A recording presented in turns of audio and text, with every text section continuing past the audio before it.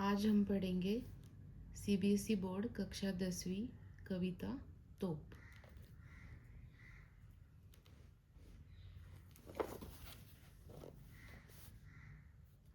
इसको लिखा है वीरेन डंगवाल जी ने। कंपनी बाग में 1857 के स्वतंत्रता संग्राम में काम आई एक तोप रखी है। उसे विरासत की तरह संभाल कर रखा जाता है, मानो वह सैलानियों को बताती है कि उसने कैसे कैसे वीरों की धज्जियाँ उड़ाई थी। परंतु आज उस तोप पर या तो छोटे बच्चे सवार करते हैं या चिड़िया गपशप करती है। कभी कभी गौरैये उसके भीतर भी घुस जाते हैं। वे मानो बताते हैं कि तोप चाहे कितनी भी बड़ी हो, उसे एक न एक दिन चुप होना ही पड़ता है।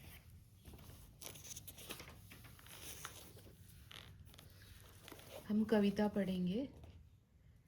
कंपनी बाग के मुहाने पर धर रखी गई है यह 1857 की तोप। इसकी होती है बड़ी संभाल।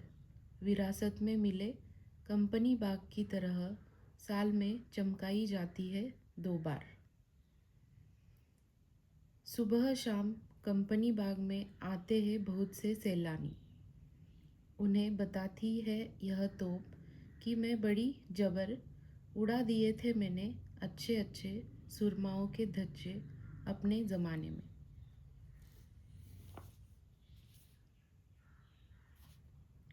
कवि यहाँ पे कहते हैं कि कंपनी बाग के मुख्य द्वार पर प्रवेश करते ही एक तोप रखी गई है। यह तोप 1857 के स्वतंत्रता संग्राम में काम आई थी। इस तोप की बड़ी देखभाल की जाती है।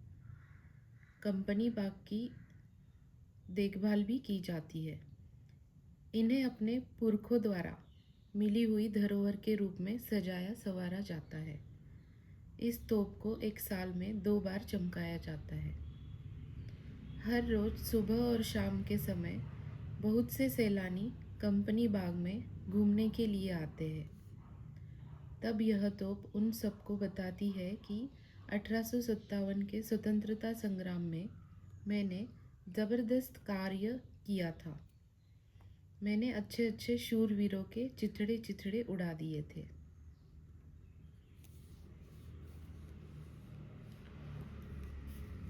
अब तो बहरहाल छोटे लड़कों की घुड़सवारी से अगर यह फारिग हो तो उसके ऊपर बैठकर चिड़िया ही अक्सर करती है गपशप। कभी कभी शैतानी में वे उसके भीतर भी घुस जाती है, खासकर गौरैये।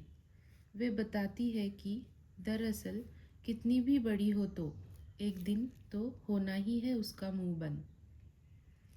कवि कहता है, पहले यह तोप कितनी भी ज़बरदस्त और विनाशकारी क्यों ना रही हो, किंतु फिलहाल यह खिलौने की तरह काम आती है।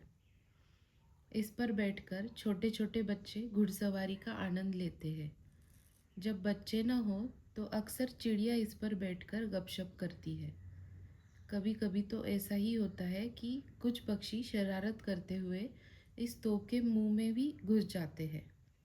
खासकर गौरैयों को इससे बिल्कुल डर नहीं लगता। ये चिड़िया, ये गौरैये और ये शरारती बच्चे खेल कूद कर मानो यह बताते हैं कि चाहे तोप कितनी भी बड़ी क्यों न हो, किंतु एक न एक दिन उसका मुंह बंद हो जाता है। किसी समस्या का हल तोप के पास, विनाश के पास या विध्वंस के पास नहीं है। मुझे आशा है आपको यह कविता समझ आई होगी। धन्यवाद।